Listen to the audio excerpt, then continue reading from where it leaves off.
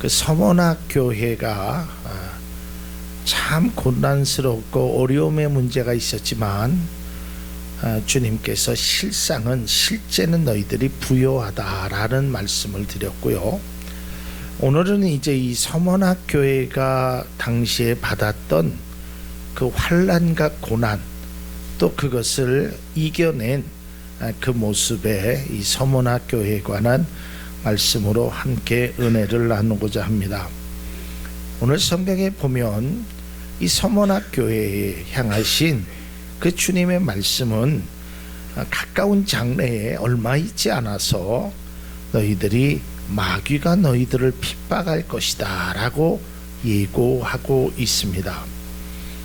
우리가 본문을 읽었지만 요한계시록 2장 10절에 보면 너는 장차 받을 고난을 두려워하지 말라. 볼지어다 마귀가 장차 너희 가운데서 몇 사람을 오게 던져 시험을 받게 하리니 너희가 10일 동안 환난을 받으리라. 여러분, 제가 누누이 말씀드렸지만 이 성경 말씀에 우리가 어떠한 이 말씀은 우리가 번역된 말씀이고요. 이 말씀의 전체적인 그 뉘앙스를 잃어버리면, 다시 말해서 전체적인 핵심 부분을 잃어버리면 우리가 진짜 부분이 아닌 그저 어떠한 그 부수적인 것에 배달려 가지고 이게 맞느니 저게 맞느니 생각하는 것입니다. 여기서 특별히 10일 동안 환난을 받으리라 라고 했는데, 이 날짜가 10일이 됐던 아니면 5일이 됐던 이것은 상징적인 의미가 있는 것이지 이것이 그렇게 중요하다라는 것이 아닙니다. 자, 우리가 이렇게 말을 할 때도 야, 밥 먹어라 아들한테 얘기를 하잖아요. 그럼 엄마는 그 밥 먹어라 라는 말 속에는 국도 있고 반찬도 있고 뭐 다 이런 거지, 밥만 먹으라 그래서 밥만 달랑 한 그릇 넣고 있지는 않잖아요. 그러니까 밥만 먹어라 라는 것의 의미는 그 밥을 통해서 반찬이나 국이나 이런 것을 먹으라는 거고, 또 우리가 자녀들에게 야, 학교 가라 라고 이야기하는 것은 그냥 학교만 네 몸만 가라라는 것이 아니라 학교 가서 네가 해야 될 일을 행하라라는 부모의 뜻이 담겨져 있듯이, 그러니까 여기에서 중요한 것은 뭐 10일 동안 받았느냐 며칠 동안 받았느냐 여기에 우리가 자꾸 핵심을 갖지 말고 실제의 중요성, 그것에 관해서 우리가 관심을 가지고 행해야 된다라는 것입니다. 가끔 이제 성경을 읽다 보면 저도 그렇지만 아마 여러분들도 이해가 되지 않는 부분들이 많이 있을 것입니다. 그러니까 그런 것들을 우리가 어떤 본질적인 의미, 좀 큰 그림 속에서 그것을 바라봐야 되는 것이지, 자꾸 작은 것을 너무 연연하다 보면 말씀의 중심, 핵심을 잃어버리게 된다라는 것을 다시 한번 말씀드리고자 합니다. 자, 아무튼 요한계시록에 나타난 이 서머나 교회는 전에도 말씀드렸지만 칭찬만 들었던 교회입니다. 그런데 이 칭찬만 들었던 서머나 교회가 굉장히 어려웠습니다. 경제적으로도 어려웠을 뿐만 아니라 상황적으로도 굉장히 핍박을 많이 받았던 교회라는 것입니다. 그리고 설상가상으로 고난을 받는데 또 몇 사람을 옥에다가 던져서 10일 동안이나 환난을 받게 한다라는 말씀을 주고 있다라는 것입니다. 그런데 우리가 성경 속에서 보면, 오늘 읽지는 않았지만 지난 시간에 보면 이 마귀가 누구냐, 이 사단이 누구냐라는 것이 2장 9절에 나와 있는데 그것은 바로 유대인이라고 말하고 있습니다. 당시의 마귀는, 이 요한계시록에 나타난 마귀는 유대인이라는 거예요. 그럼 왜 유대인이 이스라엘 백성들에게, 다시 말해서 하나님의 자녀인 이들에게, 또 당시에는 이제 그 이방인들이겠죠. 이방인들에게 왜 사단이 되고 왜 마귀가 되었을까? 이것을 이해하기 위해서는 당시에 좀 배경을 조금 알아야 되는 것입니다. 이제 그 배경은 이런 것입니다. 지난 시간에도 말씀드렸듯이 로마의 그 압제된 생활을 했잖아요. 예. 근데 이제 로마에는 이제 그 우상 숭배를 해야 됩니다. 그러니까 황제 앞에서 절을 해야 되고 이제 이러한 일들을 행해야 되는 겁니다. 근데 이 그 로마 사람들이 참 현명했던 것 중에 하나가 뭐냐면 유대인들에게 특권을 하나 줬습니다. 그게 무슨 특권이냐면 너희들은 절 안 해도 된다. 그러니까 그 유대인들의 어떤 회유책으로, 그러니까 유대인들에게 평화 정책이나 문화를 존중하는 이유로 너희들은 하나님을 믿는 민족이니까 너희들은 절하지 않아도 된다, 이런 정책을 썼습니다. 그런데 유대인들이 아닌, 다시 말해서 사도 바울을 통해서 복음을 받아들였던 그 이방 사람들이 우리도 하나님을 믿는 사람들이기 때문에 우리도 절을 할 수 없다, 이렇게 나오는 겁니다. 자, 그러면 상식적으로 바라보면 유대인들도 그래, 니네들도 하나님 믿는 사람이니까 니네들도 절하지 않는 게 당연하다, 이렇게 생각해야 맞는 것인데, 유대인들은 무슨 생각을 했냐면, 야, 우리는 이제 절을 안 해도 된다라는 로마의 그 인정을 받았는데, 저것들까지 저렇게 문제가 되면 이러다가 잘못했다가 불똥이 나한테까지 뛸까라는 그런 염려를 했던 것입니다, 유대인들이. 그러다 보니까 예수를 믿는다는 그 이방 사람들을 고난을 주는 거예요. 왜? 얘네들이 없어야, 얘네들 때문에 우리가 잘못하다가는 문제가 되기 때문에, 그래서 그들이 중상모략을 하고 기독교인을 박해하는데 앞장섰다라는 겁니다. 다시 말해서 자신들과는 차별화를 통해서 괜히 쟤네들 때문에 우리까지 잘못될까봐 그것을 잘라버림. 그것이 진리이건 그것이 하나님의 백성이건 하나님이 사랑하는 사람이건 간에 아무 상관없이 오직 자기의 이익만을 위해서 그렇다는 겁니다. 여러분, 이게 참 조심스러운 말씀이기도 한데요, 요새는 제가 설교를 하면서 예전보다는 훨씬 좀 조심스러운 게, 이게 이제 방송이 되고 때로는 이제 이걸 듣는 분들도 종종 계시는데, 제가 참 안타까운 게 그런 겁니다. 여러분, 교회가 세워지는 목적이 뭐예요? 하나님의 백성들을 그렇게 세우는 거죠. 그러면 교회가 많이 세워지는 것이 나쁜 게 아니죠. 그렇죠? 그건 뭐 분명한 거잖아요. 그죠? 그래서 어떤 책에도 그런 표현이 있는데, 교회의 적은 교회래요. 여러분은 그걸 혹시 아시는지 모르지만 교단별로요 거리 제한이라는 것이 있습니다. 거리 제한. 그러니까 우리 교회, 뭐 제가 속해 있는 교단은 그런 것은 없는데, 우리 교회에 반경 200m 이내에는 그 교단의 교회가 예를 들면 들어올 수 없습니다. 들어오고 싶어도 교회가, 그 교회가 허락하지 않는 한 어떤 교회도 들어올 수 없어요. 그 어떤 교회라는 건 같은 교단을 이야기하는 겁니다. 그러니까 그 제가 그 존경하는 서울의 분당의 큰 교회를 행했던 목사님이 개척할 당시에 제가 책을 읽어보는데, 교회를 얻었대요.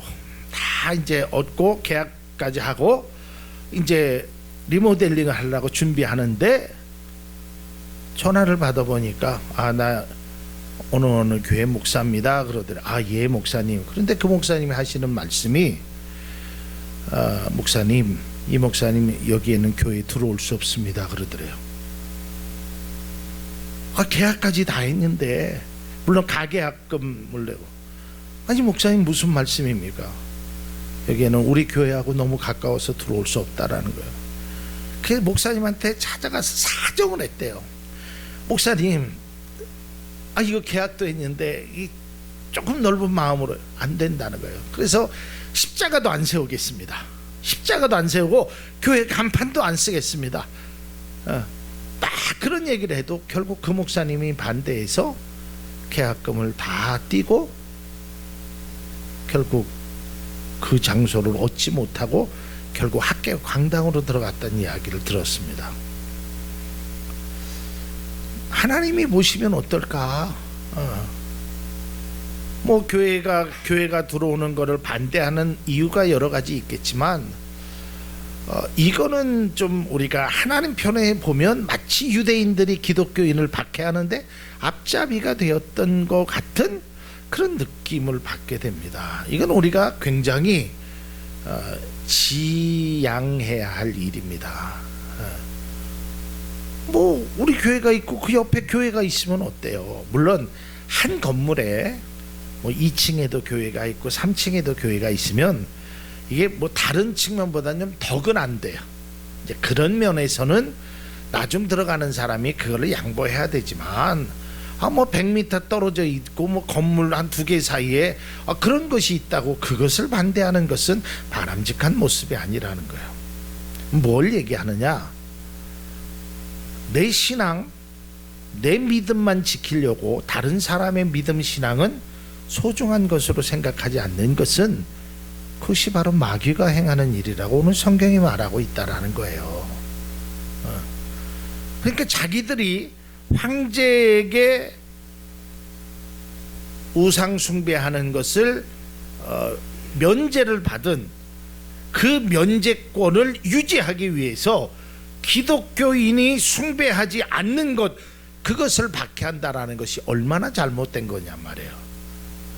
나만 구원받으면 되겠습니까? 나만 축복받으면 되겠습니까? 나만 하나님만 이게 아니란 말이에요. 그러니까 우리가 이 믿음의 사람이 가장 그런 것을 생각해야 될 것이 오늘도 우리 안수 집사님이 기도하셨는데요.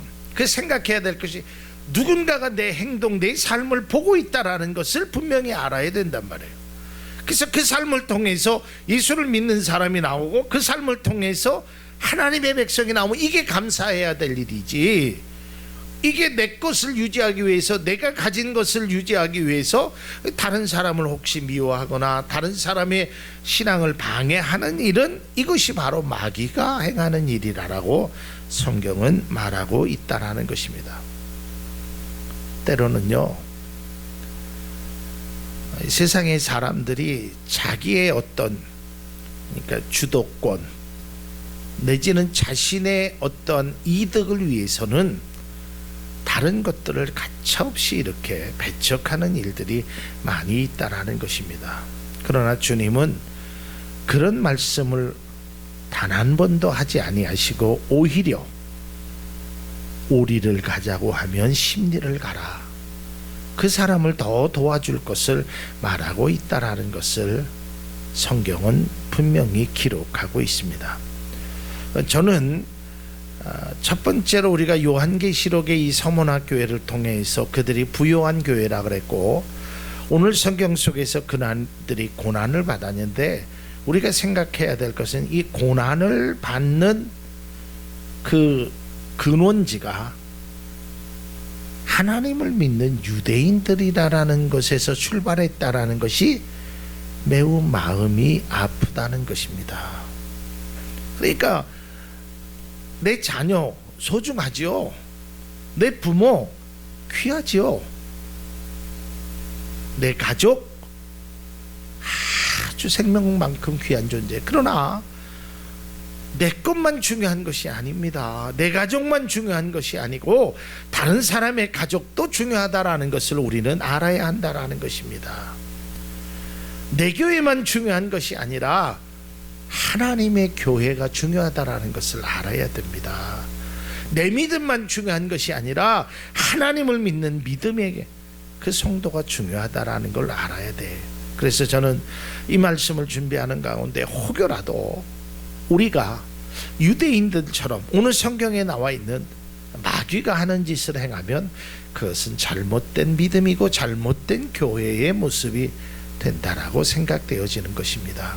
여러분, 하나님 편에서는 항상 한 명이라도 더 구원하시기를 원하는 것이 하나님인데, 오히려 교회가, 성도가, 목사가 그 일을 방해하는 것은 오늘 말씀의 기준으로 보면 그것이 바로 마귀라는 것을, 그래서 우리는 혹여라도 오늘 이 서문학교회를 통해서 마귀와 같은 일을 범하지 않는 지혜와 믿음이 우리 가운데 있기를 주님의 이름으로 축복을 합니다.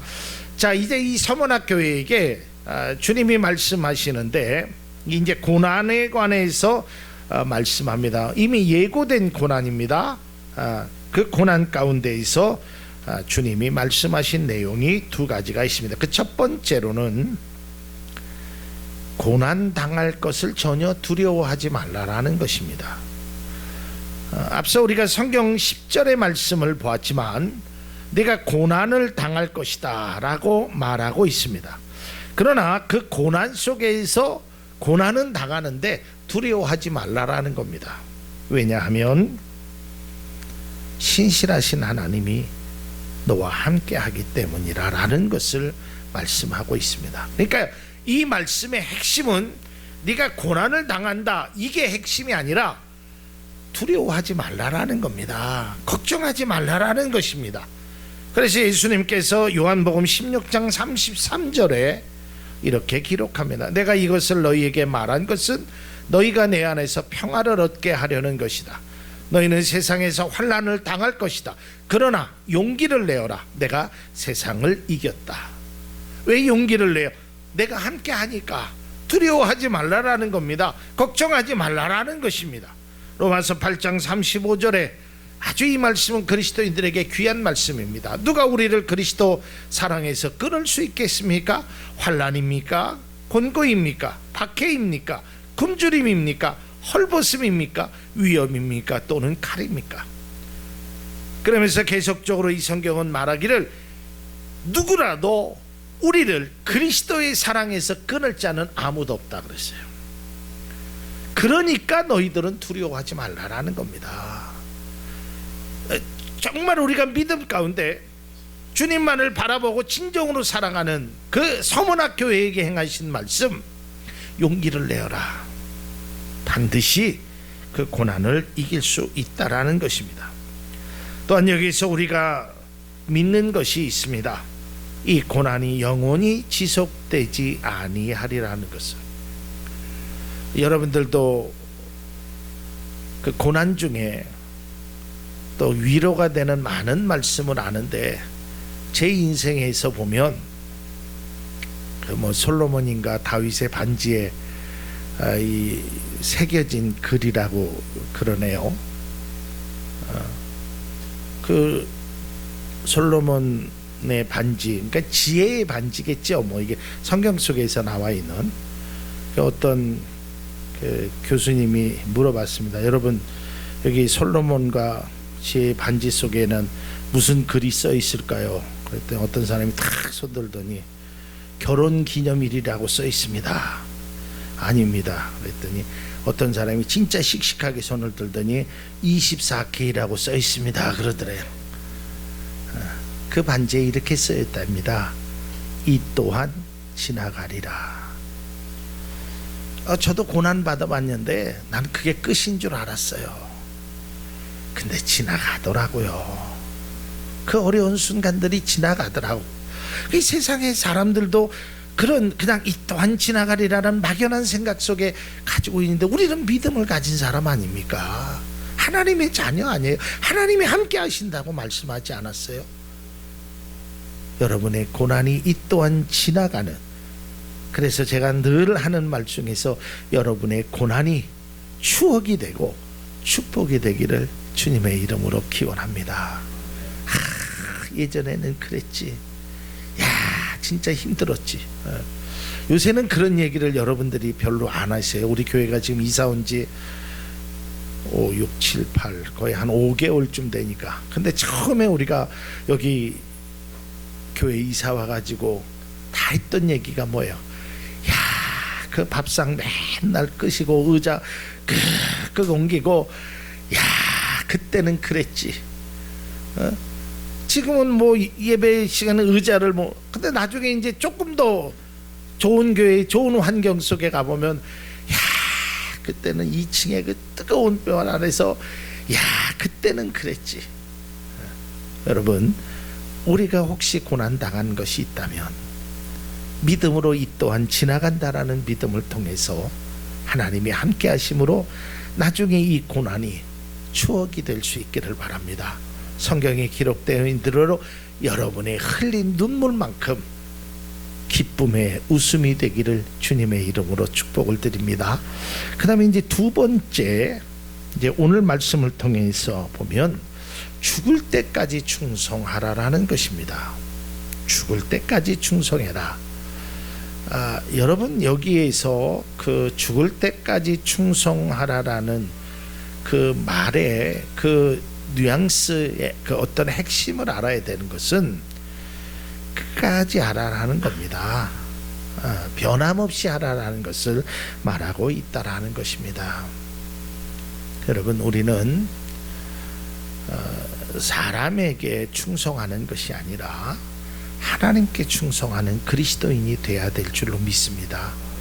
믿음의 성도는 하나님 앞에 행하는 것이에요. 하나님 앞에 행하는 것이, 그것이 진정한 충성이 되는 것입니다. 그래서 성경은 이렇게 얘기합니다. 무슨 일을 하든 죽게 하듯 해라 그랬어요. 그러니까 하나님 앞에 행해야 되는 것이지, 이게 사람을 혹여라도 기쁘게 하기 위해서 행하는 것은 바람직하지 않다라는 거예요.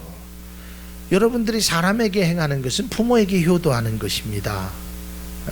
자녀를 양육하는 것이고 사람의 마음을 기쁘게 할 수는 있지만, 우리가 하나님의 일을 함에 있어서 사람을 기쁘게 하는 일에 결코 행하는 것은 바람직하지 않다라는 거예요. 그거는 가다가 지칠 수밖에 없어요. 언제나 여러분, 하나님의 귀한 일은 하나님을 바라보며 살아갈 수 있는 그런 믿음의 모습이 되기를 바랍니다. 그렇게 되면 사람도 자연스럽게 기쁘게 되는 겁니다. 그러니까 하나님을 기쁘시게 하고 하나님께 충성된 일은 자연스럽게 사람에게도 가는 거지만, 사람을 충성하고 사람에게 어떤 일을 하는 것은 하나님이 기뻐 받으시지 않는다는 겁니다. 그러니까 우리는 주 목적이 그렇다고 사람을 다 무시하라는 게 아니라 하나님 앞에 진짜 충성된 모습으로 살아가면 사람은 자연스럽게 기뻐할 수밖에 없다라는 겁니다. 끝까지 신실한 마음으로 기뻐할 수 있기를 바랍니다. 이러한 교회와 성도들에게 주시는 은혜가 있습니다. 오늘 성경은 두 가지를 말하고 있습니다. 그 첫 번째로는 생명의 관을 주신다는 겁니다. 그리고 둘째, 사망의 해를 받지 않는다는 것입니다.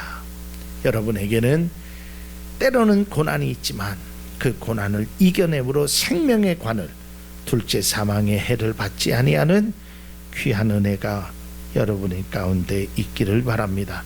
서머나 교회가 로마인들, 이방신을 섬기는 사람들, 그리고 유대인들에게조차 핍박을 받으면서 그들이 견딜 수 있었던 가장 큰 이유는 바로 하나님의 백성으로 선택받은 자의 자존감이 있었다는 거예요. 그래, 내가 힘들지, 내가 어렵지, 그러나 분명히 내가 흘린 이 고난, 내가 이 눈물이 하나님께서 행하실 거라는, 지금도 그 한참을 지금 아시안 게임에 지금 선수들이 열심을 다하고 있죠. 여러분, 그들이 이 땀을 흘리는 걸 보면 우리는 상상할 수가 없습니다. 레슬링 선수들 귀 모양 여러분 한번 보셨죠? 귀가 다 뭉드러지도록. 그런데 그 사람은 태극마크의 자존감을 가지고 싸우는 겁니다. 내가 대한민국의 선수로서, 그래서 땀도 흘리고 막 부상도 당하기도 하고, 그래도 아시안 게임에 올림픽에 나가기 위해서 최선을 다합니다. 우리 또한 마찬가지입니다. 하나님의 자녀로, 하나님의 백성으로 우리가 살아가면서 때로는 고난의 시간, 아픔의 시간, 부상의 시간이 있지만 우리가 그것을 나는 하나님의 자녀로서 내가 이겨내리라, 그래서 생명의 면류관을 받고 둘째의 사망에 이르지 아니하는 그러한 은혜를 받는 그런 강한 자존감이 있어서 우리가 믿음으로 주님 앞에 나아가면 하나님께서 우리에게 귀한 은혜를 주신다는 겁니다. 성경은 이렇게 기록합니다. 나의 달려갈 길을 오직 그가 아시나니 나를 단련한 후에는 내가 정금같이 나오리라. 우리가 말씀을 생각하면서 주가 보이신 생명의 길 귀한 찬양을 드리도록 합니다.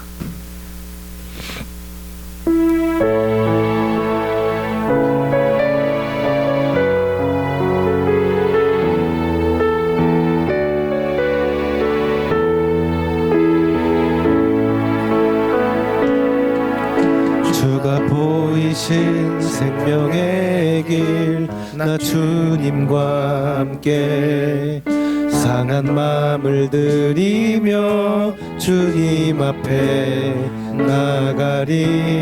나의 의로움이 되신 주 그 이름 예수, 나의 길이 되신 이름 예수.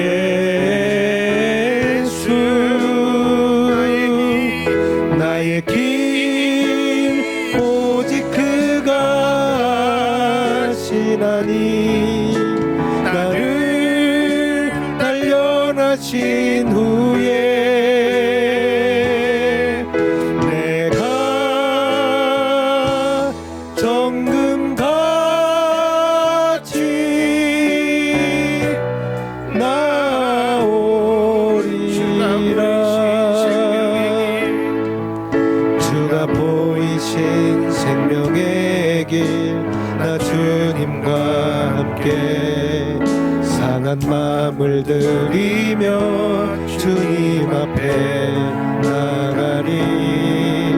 나의 의로움이 되신 주 그 이름 예수, 나의 길이 되신 이름 예수. 나의 길 오직 그가 하시나니 나를 단련하신 후에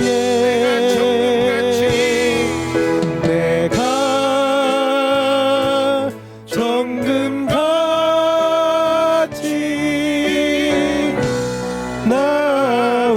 나오리라. 나의 길 오직 그가 하시나니 나를 단련하신 후에 내가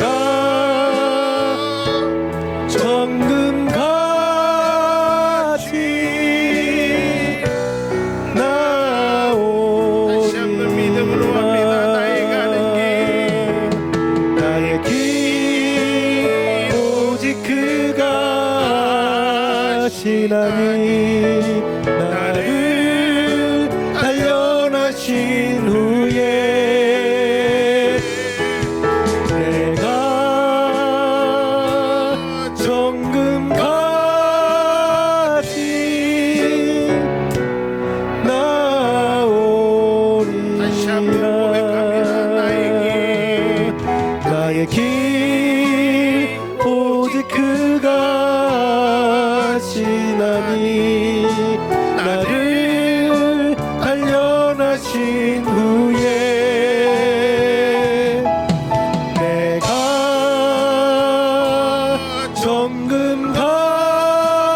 정금같이 나오리라.